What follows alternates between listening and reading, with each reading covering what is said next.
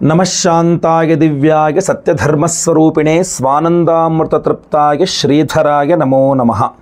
ಮಕರ ರಾಶಿಯ ವೀಕ್ಷಕರೆಲ್ಲರಿಗೂ ಸಹ ವಿಠಲ್ ಭಟ್ ಮಾಡುವಂತಹ ನಮಸ್ಕಾರ ಹಾಗೂ ಏಪ್ರಿಲ್ ತಿಂಗಳ ಮಾಸ ಭವಿಷ್ಯ ಕಾರ್ಯಕ್ರಮಕ್ಕೆ ಆತ್ಮೀಯವಾದಂತಹ ಸ್ವಾಗತ. ವೀಕ್ಷಕರೇ, ನೀವು ಮೊದಲನೇ ಸಲ ನನ್ನ ಚಾನಲ್ ಬಂದಿದ್ದೀರಾ ಅಥವಾ ಹಲವಾರು ವಾರ ಬಂದಿದ್ರೆ ಇನ್ನು ಸಬ್ಸ್ಕ್ರೈಬ್ ಮಾಡ್ಕೊಳ್ಳಿ ಅಂದರೆ ದಯವಿಟ್ಟು ಕೆಳಗೆ ಸಬ್ಸ್ಕ್ರೈಬ್ ಅಂತ ಬಟನ್ ಅಂತ ಸಬ್ಸ್ಕ್ರೈಬ್ ಮಾಡ್ಕೊಂಡು ಬೆಲ್ ಬಟನ್ ಹೊತ್ಕೊಂಡು ಆಲ್ ಅಂತ ಮಾಡ್ಲಿಕ್ಕೆ ದಯವಿಟ್ಟು ಮರಿಬೇಡಿ.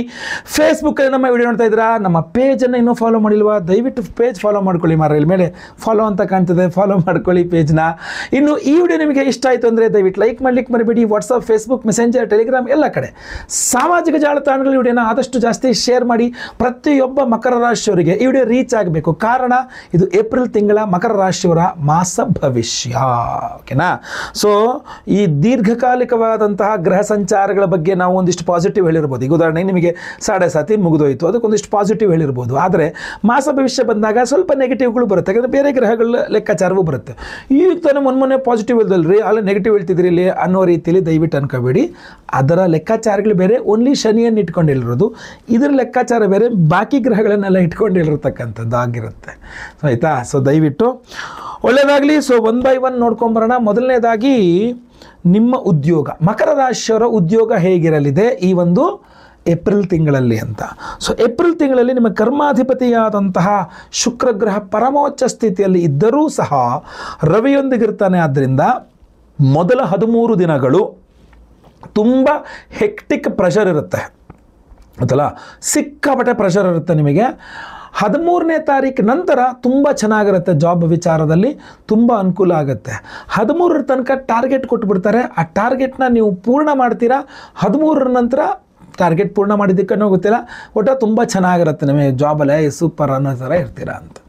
ನಿರುದ್ಯೋಗಿ ಮಕರ ರಾಶಿಯವರಿಗೆ ಉದ್ಯೋಗ ಸಿಗಬೇಕಾ 13ರ ನಂತರ ಪ್ರಯತ್ನ ಮಾಡು. 13ರ ಒಳಗಡೆ ಯಾವುದೇ ಇಂಟರ್ವ್ಯೂ ಅಟೆಂಡ್ ಮಾಡಿದ್ರು ಕೂಡ ಮಕರ ರಾಶಿಯವರಿಗೆ ಯಪ್ಪ ಅದೇನು ಇಂಟರ್ವ್ಯೂ ಹಂಗಿತ್ತದು, ಯಪ್ಪ ನಾನು ಈ ಥರ ಇಂಟರ್ವ್ಯೂ ಲೈಫಲ್ಲೇ ಫೇಸ್ ಮಾಡಿಲ್ಲ ಅನ್ನೋ ಥರ ಫೀಲಿಂಗ್ ಇರುತ್ತೆ. ಸೊ ಆದ್ದರಿಂದಾಗಿ ಆಯಿತಾ, ಇದು ಉದ್ಯೋಗದ ವಿಚಾರ. ಪ್ರಮೋಷನ್ನು, ಸ್ಯಾಲ್ರಿ ಹೈಕು ಏನೇ ಬೇಕಾದ್ರೂ ನೀವು 13ರ ನಂತರ ಪ್ರಯತ್ನ ಮಾಡಿ. ಟ್ರಾನ್ಸ್ಫರ್ ಸಿಗಲ್ಲ, ಪ್ರಯತ್ನ ಮಾಡೋಕ್ಕೂ ಹೋಗಬೇಡಿ. ಮಾಡಿದ್ರೂ ಕೂಡ ಇಷ್ಟವಿಲ್ಲದ ಜಾಗಕ್ಕೆ ಟ್ರಾನ್ಸ್ಫರ್ ಆಗಿಬಿಡ್ಬಹುದು. ನೀವು ಕೇಳಿದ ಜಾಗಕ್ಕೆ ಟ್ರಾನ್ಸ್ಫರ್ ಮಾಡಿಕೊಟ್ರು ಸಹ ಅಲ್ಲಿಗೆ ಹೋದ್ಮೇಲೆ ನಿಮಗೆ ಅಯ್ಯೋ ಯಾಕಾರ ಬಂದು ಇಲ್ಲಿ ಟ್ರಾನ್ಸ್ಫರ್ ತಗೊಂಡು ಅನ್ನೋಂಗೆ ಅನಿಸ್ಬೋದು. ಸೊ ಆದ್ದರಿಂದ ಟ್ರಾನ್ಸ್ಫರ್ ವಿಚಾರಗಳು ಏಪ್ರಿಲ್ ತಿಂಗಳಲ್ಲಿ ಬೇಡ ಅನ್ನುವಂಥದ್ದು ನನ್ನ ಅಭಿಪ್ರಾಯ. ಇನ್ನು ನಿಮಗೆ ಉದ್ಯೋಗದ ವಿಚಾರದಲ್ಲಿ ಅನುಕೂಲ ಮಾಡಿಕೊಡುವ ಇನ್ನೊಂದು ಅದ್ಭುತ ಏನಂತಂದರೆ, ರವಿ 13ನೇ ತಾರೀಕು ನಂತರ ಪರಮೋಚ್ಚ ಸ್ಥಿತಿಯಲ್ಲಿರ್ತಾನೆ. ಆದ ಕಾರಣ ಈ ಕಡೆ ಶುಕ್ರನೂ ಪರಮೋಚ್ಚ ಸ್ಥಿತಿಯ ಫಲ, ರವಿಯೊಂದಿಗಿಂದ ಬಿಡುಗಡೆ ಹೊಂದು ಸ್ವಂತ ಫಲ ಸಿಗುತ್ತೆ ಅವನಿಗೆ. ಆದ್ದರಿಂದ ಸೊ ಏನಾದ್ರು ಗೌರ್ಮೆಂಟ್ ಜಾಬ್ ಏನಾದ್ರು ಟ್ರೈ ಮಾಡ್ತೀರಾ ಮಕರ ರಾಶಿ ಅಂದರೂ ಮಾಡಿರಿ, ನೋಡೋಣ ಒಳ್ಳೇದಾಗಲಿ. ಸ್ಯಾಲ್ರಿ ಕೂಡ ಗೌರ್ಮೆಂಟಲ್ಲಿ ದುಡ್ಡಿಲ್ಲ, ಇರಲಿ. ನೆಕ್ಸ್ಟ್ ಸಾಲಗಳ ವಿಚಾರವಾಗಿ ನೆಕ್ಸ್ಟ್ ಮಾತ್ರ, ಯಾಕಂದರೆ ಷಷ್ಠ್ಯಾಧಿಪತಿಯೇ ನೀಚ. ಸೊ ಸಾಲಗಳ ವಿಚಾರ ನಿಮಗೆ ತುಂಬ ಸಮಸ್ಯೆ ಆಗೋದಂದರೆ, ಲೋನ್ಸ್ಗಳು ಸ್ಯಾಂಕ್ಷನ್ ಆಗಲ್ಲ, ಸ್ಯಾಂಕ್ಷನ್ ಆಗಿರೋ ಲೋನ್ಗಳು ಕೂಡ ಕ್ಯಾಶ್ ಆಗಿ ಕನ್ವರ್ಟ್ ಆಗಿ ಬೇಗ ನಿಮ್ಮ ಅಕೌಂಟಲ್ಲಿ ರಿಫ್ಲೆಕ್ಟ್ ಆಗಲ್ಲ. ಏನೋ ಒಂದು ಕಾರಣದಿಂದ ಅದು ಹೆಲ್ಡಪ್ ಆಗಿಬಿಡುತ್ತೆ, ಸ್ಟಕ್ಕಪ್ ಆಗಿಬಿಡುತ್ತೆ ಅದು ಲೋನ್ಗಳೆಲ್ಲ. ಹಾಗೂ ನೀವು ತೀರಿಸಬೇಕಾದಂಥ ತಿಂಗಳ EMIಗಳು ಕಟ್ತಿರಲ್ಲ, ಅದು ಮೋಸ್ಟ್ ಪ್ರಾಬಬ್ಲಿ ಏಪ್ರಿಲ್ ತಿಂಗಳಲ್ಲಿ ನಿಮಗೆ ಒಂದು EMI ಮಿಸ್ ಆಗೋದು, ಕಟ್ಲಿಕ್ಕೆ ದುಡ್ಡು ಅಡ್ಜಸ್ಟ್ ಆಗದೆ ಇರೋವಂಥದ್ದು, ಈ ಥರ ಎಲ್ಲ ವಿಚಿತ್ರ ಕೆಲಸಗಳಾಗುವ ಸಾಧ್ಯತೆ ಇದೆ. ಇದೇನಪ್ಪ 7.5 ಮುಗೀತು, ಒಳ್ಳೇದಾಗಬೇಕು ಅಂದರೆ ಇದೇನಿದು ಹಿಂಗಾಗ್ತಾ ಇದೆ ಮೊದಲೇ ತಿಂಗಳಲ್ಲೇ ಅಂತ ಅನ್ಕೋಬೋದು. 7.5 ಬಿಡುಗಡೆ ಅದರಿಂದ ಒಳ್ಳೆಯದು ಶನಿ ಕೊಡ್ತಾನೆ. ಆದರೆ ಇಲ್ಲಿ ಷಷ್ಠ್ಯಾಧಿಪತಿ ಆಗಿರತಕ್ಕಂತಹ ಬುಧ ಗ್ರಹ ನೀಚ ಸ್ಥಿತಿಯಲ್ಲಿದ್ದಾಗ ಸಾಲಗಳ EMIಗಳು ಕೂಡ ಕಟ್ಟೋದು 1 ತಿಂಗಳು ವ್ಯತ್ಯಾಸವಾಗುವ ಸಾಧ್ಯತೆ ಜಾಸ್ತಿ ಇರ್ತದೆ. ಅಷ್ಟೇ ಅಲ್ಲ, ಪಿತ್ರಾರ್ಜಿತ ಆಸ್ತಿ ವಿಚಾರಗಳು ಸಮಸ್ಯೆ ಆಗುತ್ತೆ. ತಂದೆಯವರ ಆರೋಗ್ಯವೇ ಹಾಳಾಗುವ ಸಾಧ್ಯತೆ ಇದೆ, ಅಥವಾ ನಿಮ್ಮ ಹಾಗೂ ನಿಮ್ಮ ತಂದೆಯವರ ನಡುವೆ ಸ್ವಲ್ಪ ಜಗಳ ಮನಸ್ತಾಪಗಳಾಗಬಹುದು, ಭಿನ್ನಾಭಿಪ್ರಾಯಗಳು ಬರಬಹುದು. ಸೊ ತಂದೆಯೊಂದಿಗೆ ಜಗಳ ಮನಸ್ತಾಪಗಳು ಮಾಡ್ಕೊಳ್ಬೇಡಿ, ಗೊತ್ತಾಯ್ತಲ್ವಾ? ಜೊತೆಗೆ ತಂದೆಯವರ ಆರೋಗ್ಯ ಬಗ್ಗೆ ದಯವಿಟ್ಟು ಕಾಳಜಿ ವಹಿಸಿ.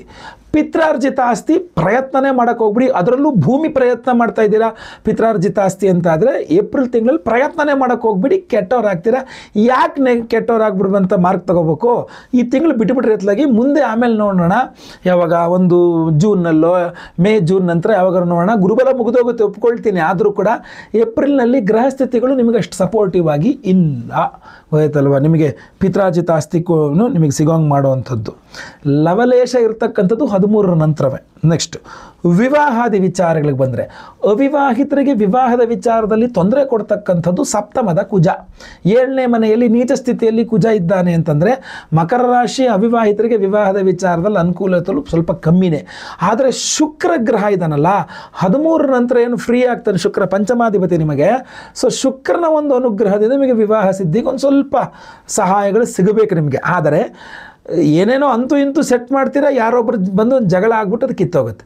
ಸೆಟ್ ಮಾಡ್ತೀರಾ, ಜಗಳ ಆಗಿ ಕಿತ್ತೋಗ್ತಾ ಇರುತ್ತೆ. ಸಪ್ತಮದ ಕುಜ ಕಿತ್ತಾಕ್ತಾನೆ, ತೃತೀಯದ ಶುಕ್ರ ಫಿಕ್ಸ್ ಮಾಡಿ ಕೊಡ್ತಾನೆ.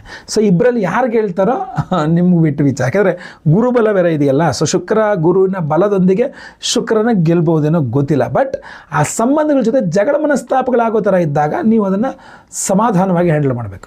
ಆಲ್ರೆಡಿ ಮದುವೆ ಆಗಿರ್ತಕ್ಕಂಥವ್ರು ಸಪ್ತಮದ ಕುಜ ಅಂದಮೇಲೆ ಕೇಳಬೇಕಾ, ಅದು ನೀಚ ಸ್ಥಿತಿಯ ಕುಜ ಅಂದಮೇಲೆ ಸ್ವಲ್ಪ ಜಗಳ ಮನಸ್ತಾಪಗಳಿರುತ್ತೆ. ಇನ್ನು ಮಕರ ರಾಶಿಯ ಪುರುಷರಿಗೆ, ವಿವಾಹಿತ ಪುರುಷರಿಗೆ ಹೇಳ್ತೀನಿ, ನಿಮ್ಮ ಹೆಂಡತಿಯ ಆರೋಗ್ಯದ ಬಗ್ಗೆ ಗಮನ ಹರಿಸಿ. ಯಾಕೆ ಅಂದರೆ ಅವರಿಗೆ ಸ್ವಲ್ಪ ಸಪ್ತಮದಲ್ಲಿ ನೀಚ ಕುಜ ಅಂದರೆ ಅವರಿಗೆ ಸ್ವಲ್ಪ ಸಮಸ್ಯೆ ಆಗುವ ಸಾಧ್ಯತೆ ಇದೆ. ವಿವಾಹಿತ ಮಕರ ರಾಶಿಯ ಸ್ತ್ರೀಯರಿಗೆ ತೊಂದರೆ ಇಲ್ವಾ ಅಂದರೆ ಇರುತ್ತೆ, ಬಟ್ ಪುರುಷರಿಗೆ ಸ್ವಲ್ಪ ಜಾಸ್ತಿ ಅಂತ.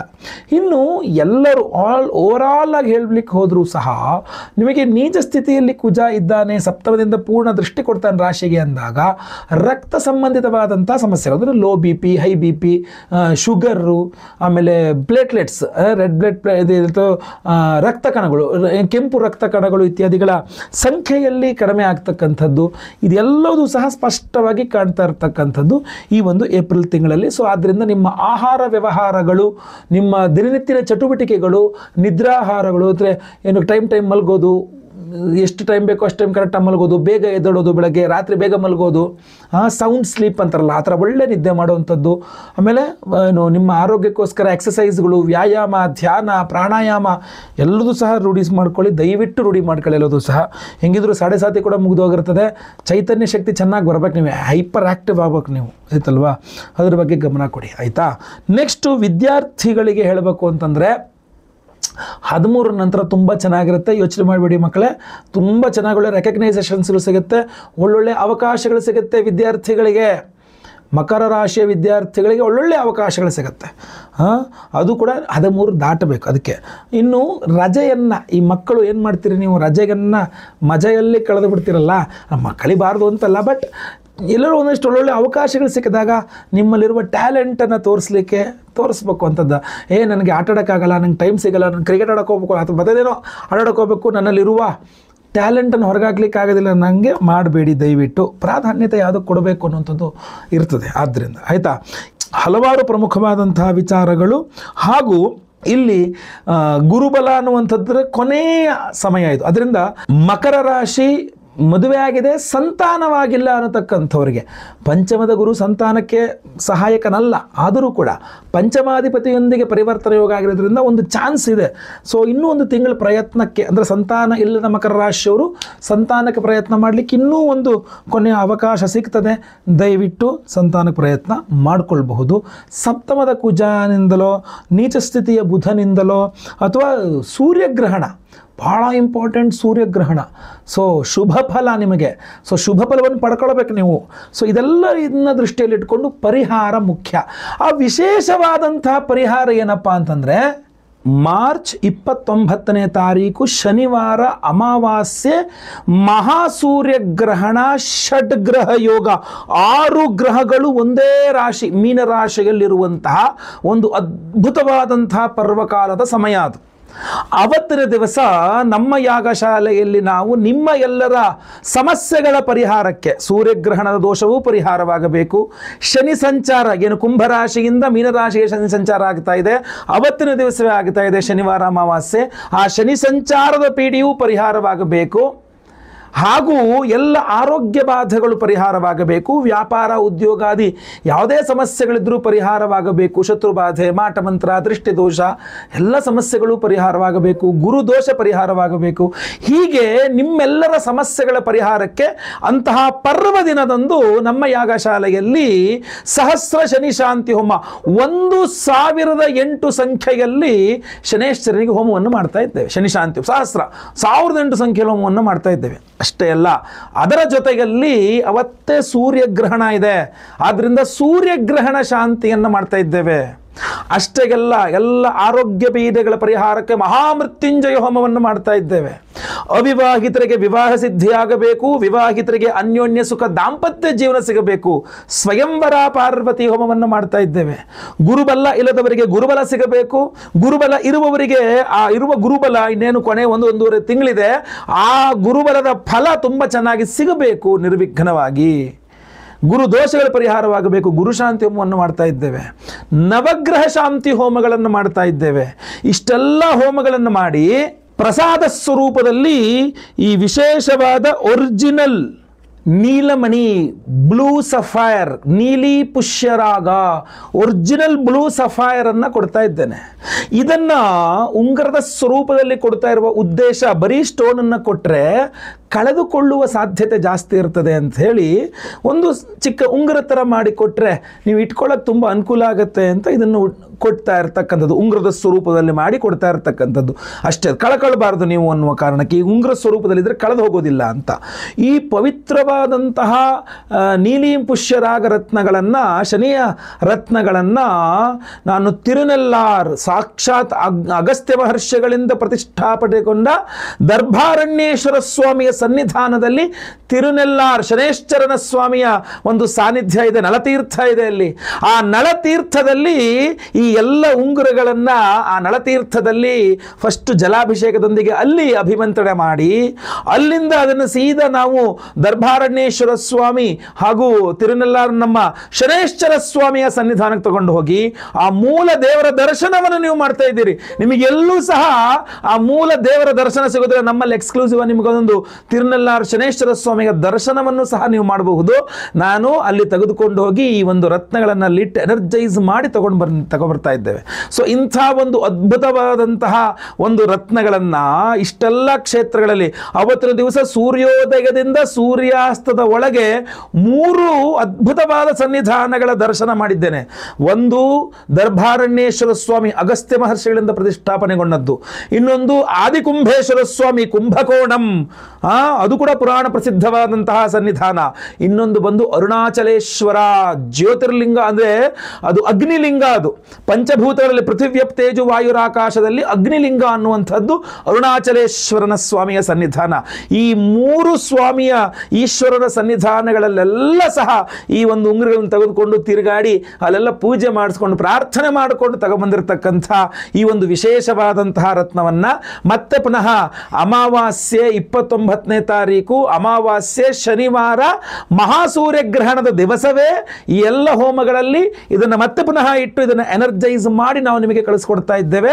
ಇದನ್ನು ಧಾರಣೆ ಮಾಡ್ಕೊಳ್ಳಿ ಅಂತ ನಾನು ಹೇಳೋದಿಲ್ಲ, ನೀವು ನಿಮ್ಮಲ್ಲಿ ಇಟ್ಟುಕೊಂಡು ಪೂಜೆ ಮಾಡಿಕೊಳ್ಬಹುದು, ನಿಮ್ಮ ದೇವರ ಮನೆಯಲ್ಲಿ ಇಟ್ಕೊಳ್ಬಹುದು, ನಿಮ್ಮ ಪರ್ಸ್ನಲ್ಲಿ ಇಟ್ಕೊಳ್ಬಹುದು, ನಿಮ್ಮ ಜೊತೆಗಲ್ಲಿ ಇದನ್ನು ಇಟ್ಕೊಳ್ಬಹುದು. ಯಾಕೆಂದರೆ ಈ ಶನಿ ಸಂಚಾರದ ಎಲ್ಲ ದುಷ್ಪರಿಣಾಮಗಳ ಪರಿಹಾರವಾಗಿ ಒಳ್ಳೆಯ ಫಲಗಳು ಸಿಗಬೇಕು ಅನ್ನುವ ದೃಷ್ಟಿಯಿಂದ.